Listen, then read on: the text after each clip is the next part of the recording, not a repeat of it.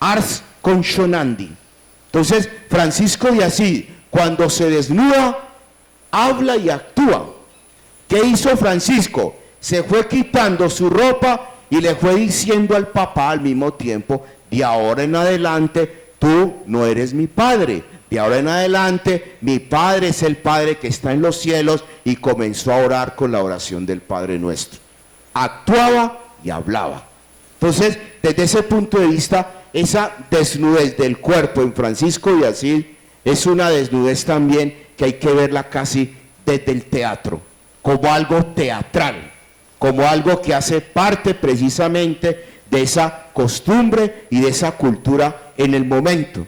Entonces, por eso Espoto, de donde yo tomo este capítulo, Espoto resalta ese elemento en Francisco de Asís, para darnos cuenta la capacidad pues que tiene Francisco de actuar también, de actuar, de ser lúdico, de ser teatral, de llevar precisamente todo lo que él decía, lo actuaba. Por eso ese saludo de paz y bien, ese saludo, el Señor te dé su paz, eso era algo que él también actuaba, no solamente lo hablaba, sino que lo actuaba también. Entonces es muy importante tener presente eso, ¿no? Por eso, desde ese punto de vista, todo esto lo comprendemos si entendemos muy bien por qué en la Edad Media precisamente eso de pudor físico de pronto no era como lo más normal.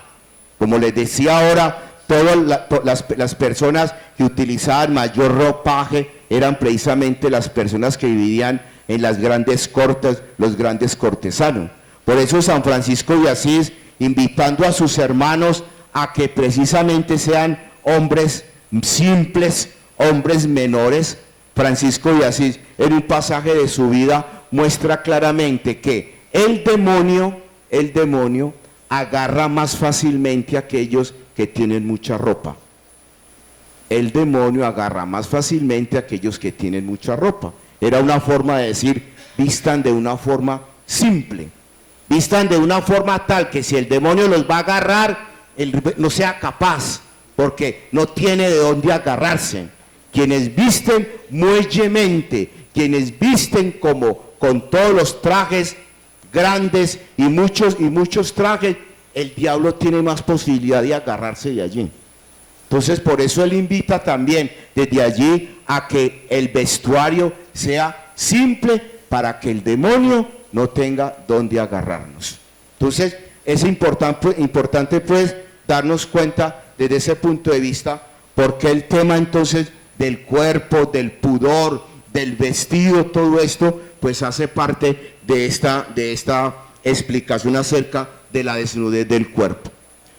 Ahora bien, desde ese punto de vista nos damos cuenta también cómo Francisco de Asís, con esa desnudez del cuerpo delante de la población de Asís y particularmente delante del obispo de Asís como testigo del compromiso que él está haciendo allí nos damos cuenta también desde ese punto de vista que Francisco de Asís fue una persona que tomó una decisión en su vida muy retardadamente. Espoto, este periodista, demuestra a partir de documentos que en la Edad Media la gente tomaba decisiones para su vida muy tempranamente. Francisco tomó su decisión de vida casi a los 25 años. Ya era un tema, digámoslo así, no normal para la época, porque pareciera que para la época las decisiones de vida eran más tempraneras. Por lo tanto, la desnudez delante de la comunidad de Asís demuestra claramente que Francisco allí está tomando una opción de vida, una decisión de vida, pero que a la luz de la mentalidad del momento era precisamente algo ya algo muy retardado, porque se tenía la costumbre de tomar decisiones de vida mucho más temprano, ¿no? Por eso, desde ese punto de vista, esa desnudez de Francisco de Asís es algo también que rompe justamente con el tema de los comerciantes en la Edad Media, porque el hecho de desprenderse precisamente, el hecho de saber que se estaba desnudando, era una forma también, digámoslo así, a la luz de este autor norteamericano, una forma también de estar como en contra de ese mundo comercial que había en el momento, porque en la Edad Media había muchos movimientos comerciales, había mucho intercambio comercial, era la época en que estaban llegando precisamente las grandes naves de Oriente a Europa con sus trajes, los famosos tapetes persas, todo esto, la porcelana china. Entonces, en la Edad Media, todo ese mundo del mercado, todo ese mundo comercial era algo realmente muy, muy importante. Entonces, la desnudez de Francisco de Asís también tiene una consecuencia, y es esa consecuencia precisamente de ponerse en protesta, de ser contestatario ante una sociedad que precisamente estaba cifrando todo en la tela, cifrando todo en el traje, cifrando todo en la forma de vestirse. Entonces, por eso también como consecuencia de esa desnudez del cuerpo podemos decir esto que vemos acerca del comercio en la Edad Media, ¿no? Ya también el hecho precisamente de desnudarse nos muestra también algo que la gente precisamente le tenía pavor y miedo, como era un cuerpo leproso. Es decir, la lepra era una de las enfermedades más horripilantes de la Edad Media. Tener lepra en la Edad Media era lo peor.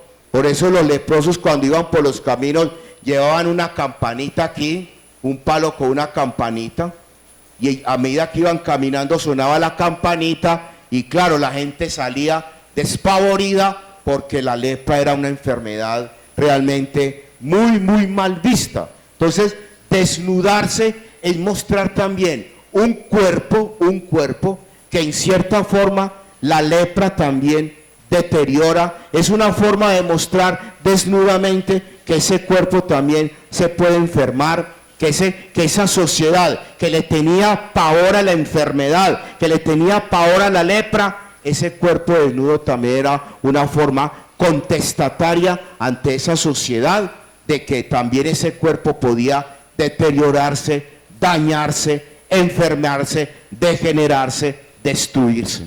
Entonces, fíjense cómo la desnudez del cuerpo de Francisco de Asís no fue simplemente la ruptura con una familia rica, con su papá, Pedro Bernardone, sino que es la ruptura con una mentalidad y unas costumbres también de la época. Eso es algo muy importante, porque desde allí es donde vemos a Francisco de Asís como un contestatario. Francisco era un contestatario, él no tiraba piedra, ni se iba a gritar arengas contra los demás, pero viviendo era como él era contestatario. Viviendo, por eso actuaba y hablaba, ars conchonandi, actuaba y hablaba. Esa capacidad precisamente de actuar lo llevaba a ser una persona contestataria. Por eso la desnudez del cuerpo de Francisco no es solo la ruptura con un papá, sino que la ruptura con paradigmas sociales que precisamente eran paradigmas que estaban en cierta forma en contra de los demás, porque el no acoger al leproso era una forma de discriminar, era una forma precisamente de estereotipar, era una forma precisamente de seguir creando esa distancia. Entonces, fijémonos que el cuerpo desnudo de Francisco de Asís no solo es ruptura con un papá, sino que también es ruptura social, ruptura paradigmática, ruptura con costumbres, esquemas y mentalidades de la época. Por eso Espoto le da tanta importancia a ese tema de la desnudez. Entonces, desde ese punto de vista, ya así desnudo, él sabe que con esa desnudez, él puede servir mejor a Cristo. Y es allí donde comprende a ese fracasado que él vio en la cruz. Es allí donde él opta por ese fracasado. Él opta por ese fracasado.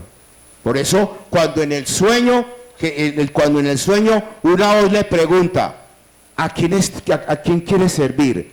¿Al amo o al siervo? Él dice, al amo. Entonces, desde ese punto de vista, es allí donde hace la opción por Jesucristo.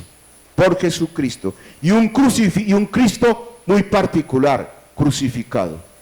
Un crucifijo, un Cristo crucificado, un crucifijo, un Cristo desnudo, un Cristo precisamente pobre y humilde en la cruz. Por eso cuando hablamos de Cristo en Francisco de Asís, no es cualquier Cristo, es el Cristo pobre, humilde y crucificado. Ese es el Cristo de Francisco de Asís. Y a él es que él le quiere servir. Por eso cuando él vivió la experiencia de la desnudez, entendió ese personaje que le habló desde la cruz, el Cristo de San Damián. Y optó por él, y se dedicó precisamente a trabajar por ese crucifijo y todo lo que él le pedía. Entonces, fijémonos pues las consecuencias de la desnudez del cuerpo de Francisco de Asís y lo que eso significa, y lo que va a significar precisamente en el pensamiento franciscano. Todas estas rupturas que hemos visto, las vamos a ver. Las rupturas en el pensamiento de Juan Dulce Escoto, las rupturas en el pensamiento de Occam, las rupturas en el pensamiento de Pedro Juan Olivi, las rupturas en el pensamiento precisamente de Alejandro de Alès. Esas rupturas se ven muy bien trabajadas en el pensamiento de estos autores franciscanos. Entonces, para que veamos por qué era importante ubicar esto de la desnudez del cuerpo, porque es una ruptura no solo con su familia, particularmente con su papá, no tanto con su mamá Pica, pero sí con su papá Pedro Bernardone. Entonces, esas rupturas son algo que precisamente se convierten, digámoslo así, en eso que se va a llamar más tarde pensamiento franciscano. Entonces, desde ese punto de vista, ya con el cuerpo desnudo podemos ver entonces todos estos elementos tan importantes que ya empiezan a mostrar lo que significa precisamente, qué significa la conversión, esa ruptura, esa desnudez, eso es convertirse, es romper. ¿Qué significa esa desnudez? Esa desnudez significa precisamente confrontarse al paradigma del sufrimiento, al paradigma del dolor, de la debilidad, al paradigma del hambre, al paradigma del leproso. Por eso es que el leproso marcó la vida de Francisco de Asís, se convirtió en un paradigma para él. Entonces, esa desnudez tiene unas consecuencias también paradigmáticas, como las vimos ahora. Ese cuerpo desnudo se convierte precisamente en un cuerpo místico, es decir, mística entendida precisamente como esa capacidad de desprendimiento. Esa es la mística, como esa capacidad de desprendimiento, como esa capacidad de ser práctico, de no dejarse envolver ni enredar. Por eso no vistan muy muellemente como las cortes, porque los agarra el diablo. Entonces, desde ese punto de vista, esa mística como desprendimiento, como desapropiación, como despojo, eso también se muestra allí, y eso lo van a trabajar muy bien los pensadores franciscanos. Ese tema de la mística como desapropiación, como despojo, como ruptura. Si hay un concepto que van a trabajar los autores franciscanos, es precisamente el tema de la propiedad. Entonces, cómo la propiedad, o mejor, la desapropiación es algo que hay que entenderlos también acá. Por eso, cuando los franciscanos, y ahí sí me refiero a los franciscanos con el hábito, cuando los franciscanos con el hábito decimos que hacemos el voto de pobreza, es el voto del sine proprio, es decir, sin nada propio. Partiendo de acá, de este tema de la propietas, que es un concepto medieval que hará trabajar mucho los pensadores franciscanos, el tema de la propietas, del cine propio, para darnos cuenta precisamente cómo a partir de allí ese cuerpo es un cuerpo místico, un cuerpo desapropiado, un cuerpo despojado, un cuerpo ligero, podríamos decir hoy en día un cuerpo light, en la medida en que no está envuelto en mucha cosa, sino que precisamente es un cuerpo que está justamente entre una actitud mística. Entonces, esa desnudez de Francisco de Asís nos puede llevar a nosotros justamente a comprender todo esto. Entonces, ahora sí, con estos elementos que nos dio Espoto, ahora entremos en diálogo con Merleau-Ponty, este pensador francés de la escuela de la fenomenología francesa, que precisamente a partir del método fenomenológico que nos dejó Edmund Husserl, podemos muy bien entonces a partir de allí ver cómo el cuerpo precisamente tiene una memoria. Ese cuerpo desnudo se convierte como en una memoria de donde nosotros precisamente podemos hacer, digámoslo así, un esbozo de una biografía de la persona de Francisco de Asís, pero no es propiamente la biografía de datos, sino que es precisamente otra forma como de mirar la persona de Francisco de Asís, que nos va a interesar mucho para nuestro trabajo del pensamiento franciscano. Ahora bien, vemos entonces, ubicamos a Francisco de Asís delante de Pedro Bernardone. La pregunta es, ¿por qué siempre hablan de Pedro Bernardone y no hablan de Pica? Pica, la mamá. La biografía de Francisco de Asís siempre hacen referencia a Pedro Bernardone, porque con Pedro Bernardone es que se da la ruptura. Es con esa mentalidad de Pedro Bernardone que se da la ruptura. Pica, su mamá, va a ser una persona que va a marcar la memoria de Francisco de Asís. Y en los escritos de Francisco de Asís hay muchos elementos maternos. Francisco nos invita a todos y a todas a ser madres, ser esposas y ser hermanas. Mire, Francisco, incluso la regla está hecha para hombres y él habla en términos femeninos. Nos invita a ser madres, esposas y hermanas de Francisco, de Cristo. ¿De dónde sacó eso? De su mamá. O sea, en la regla de Francisco de Asís, en los escritos de San Francisco de Asís, hay una feminidad latente. Una feminidad latente. Hay una ternura latente.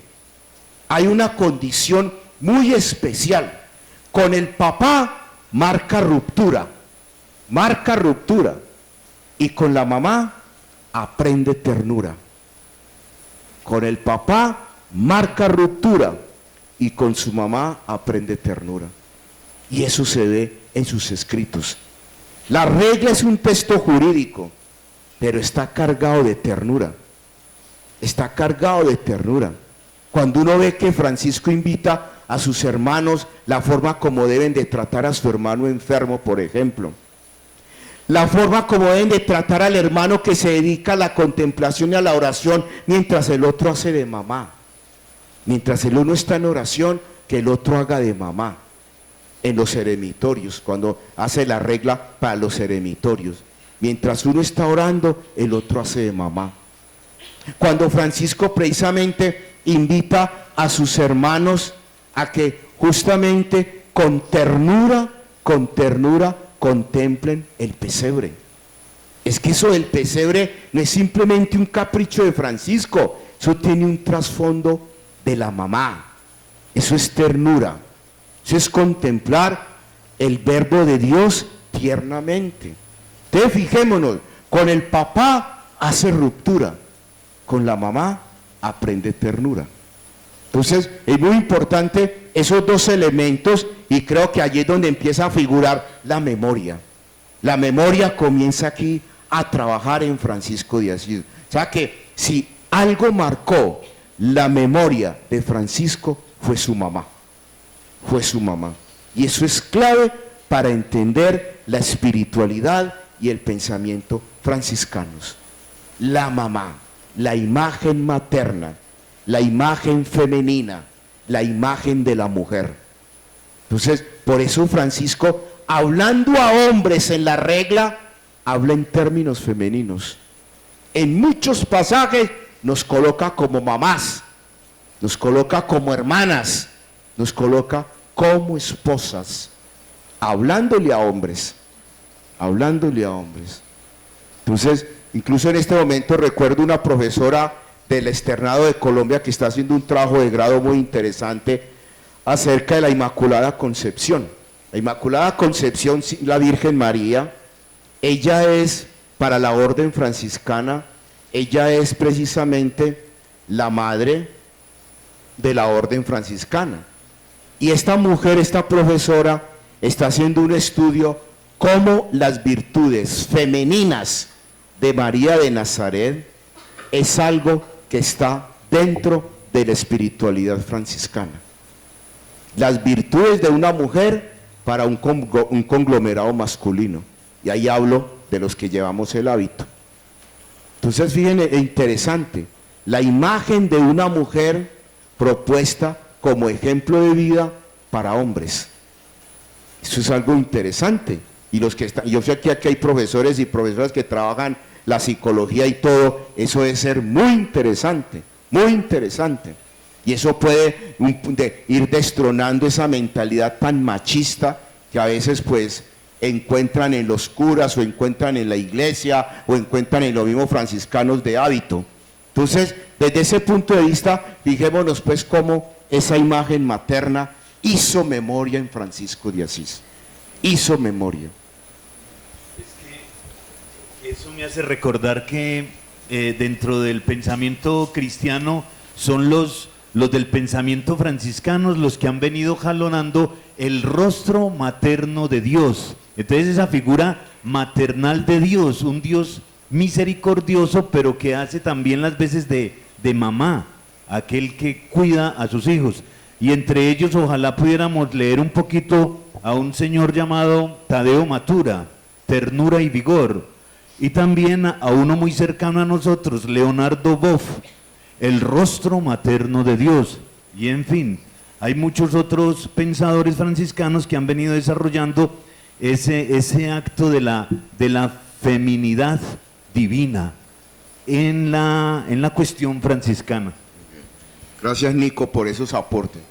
Y así como Nicolás, si alguien quiere romper, ya que estamos hablando de ruptura acá, alguien quiere romper, bien pueda, hace sus aportes también en ese sentido. No nos esperemos al final de la mañana para conversar, sino que de ahora, si hay alguien que quiera de pronto iluminar también un poco desde su disciplina científica que trabaja algún aspecto de esto, sería genial y muy importante porque también vemos la aplicación de esto, ¿no? Y también tuve la oportunidad de leer a un señor que escribe sobre Francisco de Asís, se llama Francisco Pura Cortesía. No sé si tú tuviste la oportunidad es espectacular, un libro supremamente fundamentado en el Evangelio y en el pensamiento de los franciscanos, y se denomina así, Francisco Pura Cortesía.